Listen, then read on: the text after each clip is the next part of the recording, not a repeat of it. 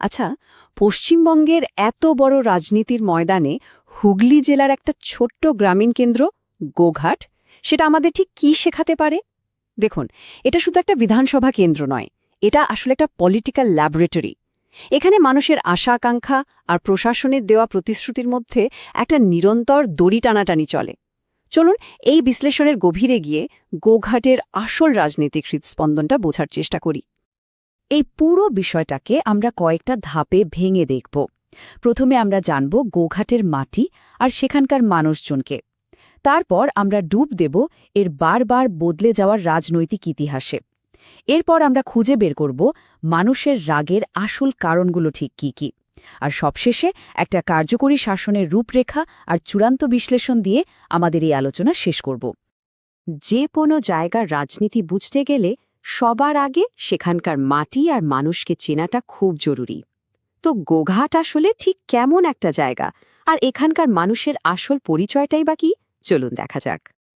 গোঘাট বলতে আমরা ঠিক কি বুঝি? দেখুন, এটা মূলত দক্ষিণবঙ্গের একটা কৃষি প্রধান এলাকা। এখানকার অর্থনীতি মূলত ধান চাষের ওপরই নির্ভরশীল। কিন্তু এই অঞ্চলের জীবনের একটা বড় অভিশাপ হল শিলাবতী নদীর বন্যা। প্রায় প্রত্যেক বছর বর্ষায় বাঁধ ভাঙে আর হাজার হাজার একর চাষের জমি গ্রামের পর গ্রাম ভেসে যায়। তাই এটা শুধু একটা প্রাকৃতিক দুর্যোগ নয়, এটা এখানকার মানুষের জীবন আর জীবিকার সাথে জড়িয়ে থাকা একটা গভীর রাজনৈতিক সমস্যা, যা বছরের পর বছর ধরে চলে আসছে। ভূগোলের পর আসে সমাজ, আর এখানেই কিন্তু গোঘাটের রাজনীতির আসল অঙ্কটা লুকিয়ে আছে। এখানকার মোট জনসংখ্যার প্রায় ৩৭% হলেন তপশিলি জাতিভুক্ত, যা পশ্চিমবঙ্গের গড় হারের থেকে অনেকটাই বেশি। এর সাথে আছেন প্রায় ৫% তপশিলি উপজাতি আর ১৩% মুসলিম। এই সংখ্যাগুলি পরিষ্কার করে দেয় যে কেন তপশিলি জাতিভুক্ত ভোটাররা এখানকার রাজনীতিতে নির্ণায়ক ভূমিকা পালন করেন। যে কোনো দলের হার জিত আসলে তাদের সমর্থনের উপরেই দাঁড়িয়ে থাকে। তো এখানকার মানুষ রোজকার জীবনে ঠিক কি কি সমস্যার মুখোমুখি হন? প্রথমত, গ্রামের রাস্তাঘাটের অবস্থা খুব খারাপ, যোগাযোগ ব্যবস্থা বেশ দুর্বল। ভাঙা রাস্তা, নড়বড়ে সেতু, এগুলোর জন্য যাতায়াত করা বা চাষের ফসল বাজারে নিয়ে যাওয়া দুটোই খুব কঠিন। বারবার বন্যা আর তারপর অপর্যাপ্ত ত্রাণ, এটা তো একটা স্থায়ী ক্ষোভের কারণ। কৃষকরা ফসলের ঠিকঠাক দাম পান না, আর বেকারত্ব, বিশেষ করে নতুন প্রজন্মের ছেলেমেয়েদের মধ্যে একটা জ্বলন্ত সমস্যা। এই ইস্যুগুলোই ভোটের সময় রাজনীতির মূল বিষয় হয়ে ওঠে। এত সব সমস্যা, কিন্তু তারপরেও গোঘাটের মানুষ কিন্তু চুপ করে বসে নেই। তারা রাজনৈতিকভাবে ভীষণ সচেতন। ভাবুন, ২০২১-এর নির্বাচনে এখানে ৮৯% ভোট পড়েছিল। এই অমন হারটাই প্রমাণ করে যে তারা শুধু দর্শক নন, তারাই খেলার সক্রিয় খেলোয়াড়। নিজেদের গণতান্ত্রিক অধিকার ব্যবহার করে তারা বারবার পরিবর্তনের পক্ষে রায় দেন।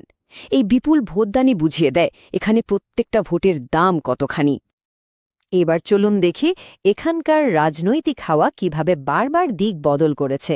এই যে একটা অস্থিরতা, এটাই গোঘাটকে একটা ইন্টারেস্টিং সুইং সিট বা দোদুল্যমান আসন বানিয়ে তুলেছে। গোঘাটের রাজনৈতিক ইতিহাসটা দেখুন, বেশ ইন্টারেস্টিং। পরপর ৩টে নির্বাচনে ৩টে আলাদা দল। ২০১১ সালে জিতল বামফ্রন্টের শরিক এএফবি। ২০১৬-র পরিবর্তনের ঝড়ে আসনটা গেল তৃণমূলের হাতে, আর ২০২১-এর হাড্ডাহাড্ডি লড়াইয়ে জিতে গেল বিজেপি। এই প্যাটার্নটাই বলে দেয় গোঘাটের ভোটাররা কোনো একটা দলের প্রতি অন্ধভাবে অনুগত নন। তারা কাজ দেখে, পরিস্থিতি বুঝে নিজেদের রায় দেন। এই বদলের আসল গভীরতাটা বোঝা যায় ভোটের মার্জিন দেখলে। ২০১৬-তে তৃণমূল জিতেছিল প্রায় ৩১,০০০ ভোটে, বিশাল ব্যবধান। আর ঠিক ৫ বছর পরেই ২০২১-এ বিজেপি জিতল মাত্র ৪,০০০-এর কিছু বেশি ভোটে। এই যে এত বড় একটা সুইং আর এত কম মার্জিন, এর মানেটা কি? এর দুটো স্পষ্ট ইঙ্গিত আছে। একটা তীব্র প্রতিষ্ঠান বিরোধী হাওয়া কাজ করছিল, আর ২, এই জয়টা কোনো বড় ঢেউয়ের ফল নয়, বরং সমাজের গভীরে যে ভাগাভাগি তৈরি হয়েছে, এটা তারই প্রতিফলন। যাই হোক, এখনকার যিনি বিধায়ক বিশ্বনাথ কারক, তার প্রোফাইলটা একটু দেখা যাক।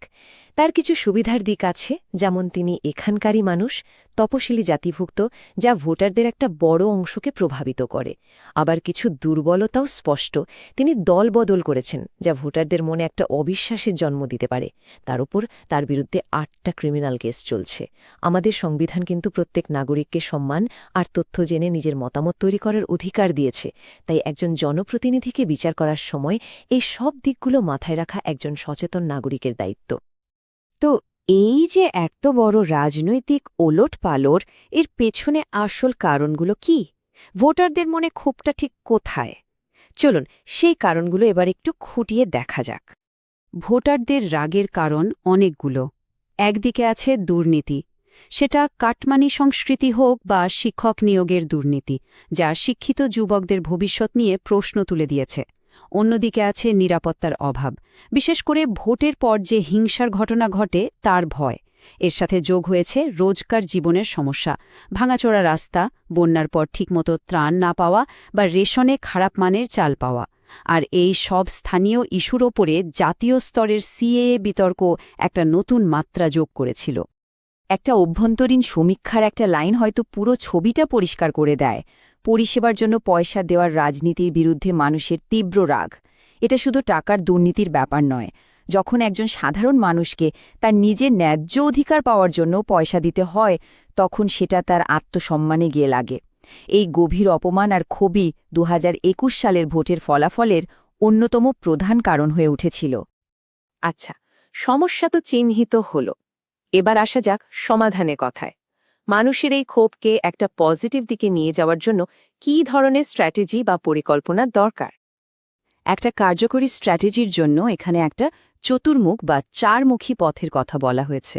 প্রথমত, আগ্রাসন, মানে প্রতিপক্ষের দুর্নীতিকে মানুষের সামনে তুলে ধরতে হবে। দ্বিতীয়ত, স্থিতিশীলতা, নিজের উন্নয়নমূলক কাজ আর কল্যাণমূলক প্রকল্পগুলো দেখিয়ে মানুষের ভরসা জিততে হবে। তৃতীয়ত, উদ্ভাবন, অর্থাৎ প্রচারের জন্য আধুনিক প্রযুক্তি ব্যবহার করতে হবে। আর চতুর্থ এবং সবচেয়ে জরুরি হল সুরক্ষা, নাগরিকদের নিরাপত্তা আর তাদের অধিকার রক্ষা করার প্রতিশ্রুতি দিতে হবে। এই চারটের মধ্যে সঠিক ব্যালেন্সটাই জেতার আসল চাবিকাঠি। শুধু মুখের কথায় তো আর চিড়ে ভাজে না, তাই না? দরকার একটা সলিড ডেভেলপমেন্ট প্ল্যান, যেখানে প্রত্যেকটা টাকার হিসেব থাকবে আর মানুষ বুঝতে পারবে তার বদলে তারা কি পাচ্ছে। যেমন ধরুন, বলা হলো ৫০ কোটি টাকায় রাস্তা সারানো হবে আর তার ফলে যাতায়াতের সময় অর্ধেক হয়ে যাবে, বা ৪০ কোটি টাকায় নদীর বাঁধ দিলে ১০,০০০ একর চাষের জমি বাঁচবে, কিংবা ৩০ কোটি টাকা দিয়ে একটা স্কিল সেন্টার বানালে ৫০০ স্থানীয় ছেলেমেয়ের চাকরি হবে।